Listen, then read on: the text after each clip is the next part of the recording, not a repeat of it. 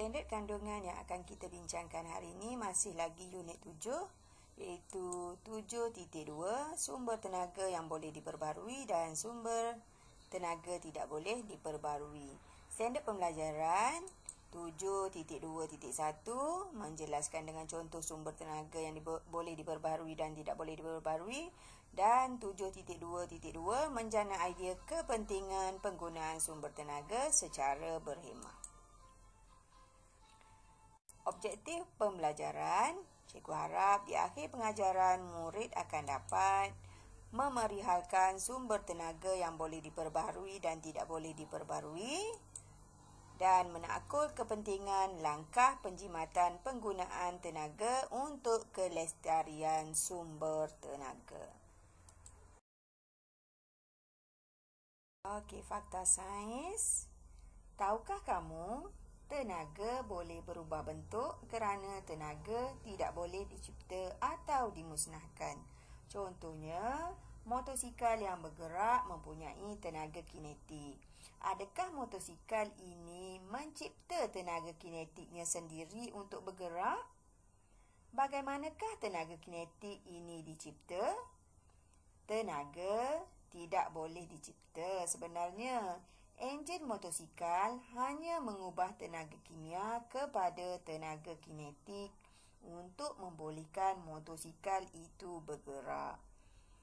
Okey, apabila motosikal kehabisan minyak, mengapakah motosikal itu tidak boleh bergerak? Apakah yang terjadi pada tenaga kinetik yang ada pada motosikal ini? Adakah tenaga kinetik yang ada pada motosikal itu telah musnah? Tidak. Tenaga tidak boleh dimusnahkan. Semasa motosikal bergerak, sebahagian tenaga kinetik turut berubah kepada bentuk-bentuk tenaga yang lain seperti tenaga bunyi, tenaga dan tenaga haba, sebagaimana gambar rajah yang diberi. Okey, jadi kamu boleh rumuskan bahawa tenaga tidak boleh dicipta atau dimusnahkan, tetapi boleh berubah bentuk. Pada pelajaran yang lepas, kita telah pelajari sumber tenaga. Ada berapa sumber tenaga? Okey, ada 7 sumber tenaga. Tahukah kamu sumber tenaga boleh dikelaskan kepada sumber tenaga yang boleh diperbarui dan tidak boleh diperbarui? Jom kita bincangkan. Sumber tenaga yang boleh diperbaharui bermaksud sumber tenaga yang boleh dijana secara berterusan. Dijana maksudnya digunakan apabila kita perlukan. Okey, apakah sumber tenaga yang boleh dijana? Okey, yang pertama, matahari. Matahari ialah sumber tenaga yang sentiasa ada. Yang kedua, ombak. Ombak wujud secara semula jadi. Air laut sentiasa berombak. Air sentiasa ada di persekitaran kita. Seterusnya, angin. Tidak terhad dan sentiasa ada. Yang kelima, iaitu biojisim.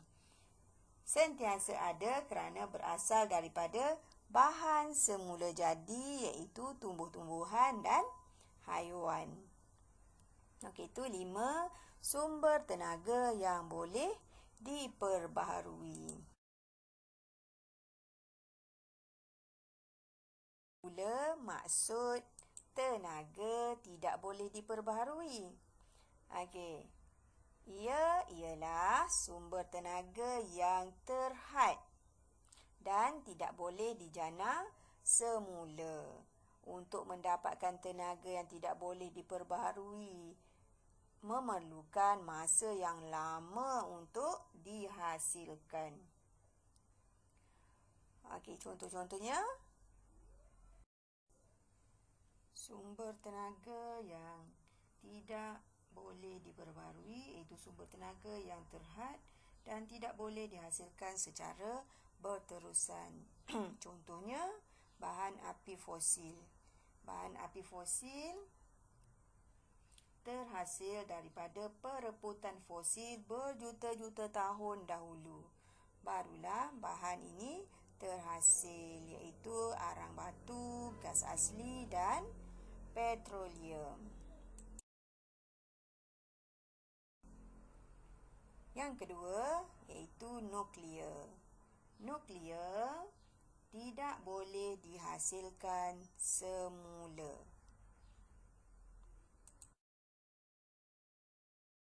Daripada apa yang kita bincangkan, cuba namakan sumber tenaga yang boleh diperbarui dan tidak boleh diperbarui. Okey, pandai. Itu maksudnya kamu dah faham. Matahari, angin, ombak, air dan biojisim ialah tenaga yang boleh diperbaharui. Manakala tenaga yang tidak boleh diperbaharui terdiri daripada bahan api fosil dan nuklear. Senang je kan? Kedua yang perlu kita ketahui hari ini iaitu berhemah menggunakan tenaga. Kebanyakan tenaga yang kita gunakan pada hari ini berasal daripada sumber tenaga yang tidak boleh diperbaharui. Untuk memastikan kita, anak cucu kita mempunyai sumber tenaga yang mencukupi pada masa akan datang, maka perlulah kita berhemah menggunakan tenaga. Apa maksud berhemah? Berhemah bermaksud berjimat cermat, bukan kedekut, bukan tidak boleh guna. Okey, berhemah juga bermaksud mempunyai budi pekerti yang mulia.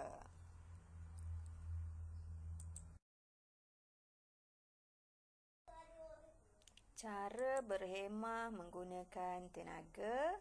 Pertama, tutup peralatan elektrik yang tidak digunakan. Cabut plug daripada soket. Yang kedua, guna peralatan yang kurang menggunakan tenaga. Ini peralatan baru. Dia ada star tu. Bila ada lambang star menunjukkan alat tu menggunakan kurang tenaga. Okey, yang ketiga, guna pengangkutan awam ataupun berkongsi kenderaan. Dan kita semula bahan yang terbuang. Jangan campur semua bahan buangan yang kita buang ke dalam tong sampah. Apakah kepentingan penggunaan sumber tenaga secara berhemah? Perhatikan situasi di bawah. Bila waktu panas, pasang aircon. Okey, selepas sebulan, garu kepala kerana terpaksa bayar bil yang mahal. Bagaimanakah cara kita berhemah menggunakan elektrik?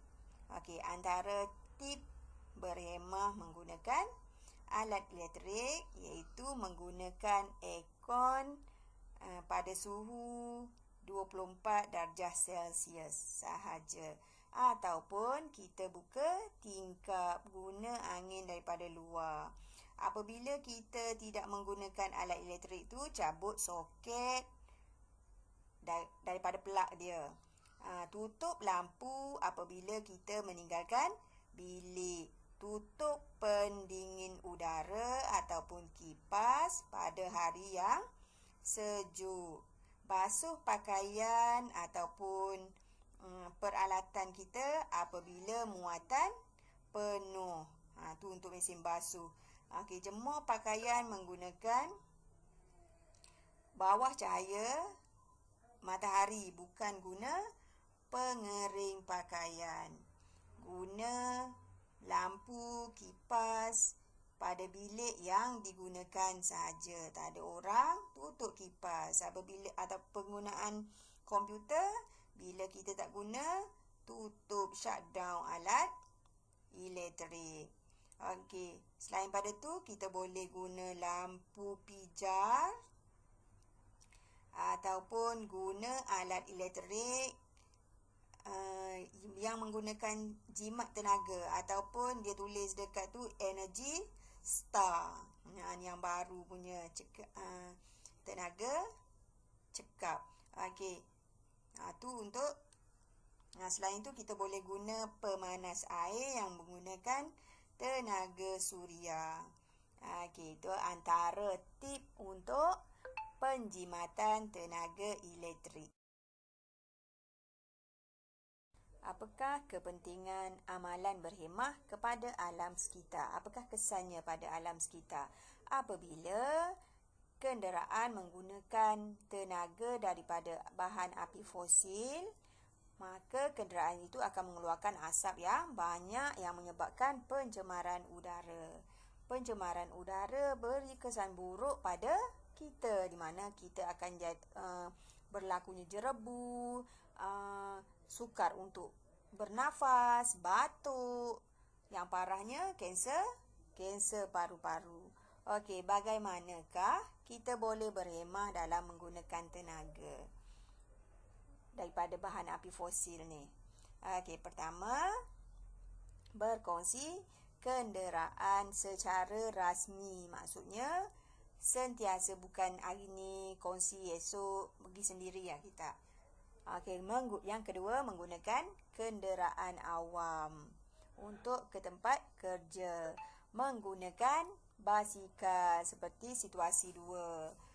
Berjalan kaki supaya kita lebih sihat dan menjaga kebersihan alam. Itu antara tip cara berhemah menggunakan tenaga daripada bahan api fosil. Okey, kita boleh rumuskan kepentingan penggunaan sumber tenaga secara berhemah. Yang pertama, mengelakkan pembaziran sumber tenaga. Yang kedua, menjimatkan kos penjanaan tenaga elektrik dan mengurangkan pencemaran alam sekitar. Okey, boleh faham tajuk perbincangan hari ini? Jangan lupa tulis nota penting dalam buku nota dengan cantik, kemas dan kreatif. Itu saja untuk hari ini yang dapat cikgu kongsikan bersama kamu. Harapan cikgu kamu dapat memanfaatkan perkongsian ini dalam kehidupan seharian kamu. Sampai jumpa lagi. Sekian. Terima kasih. Selamat belajar.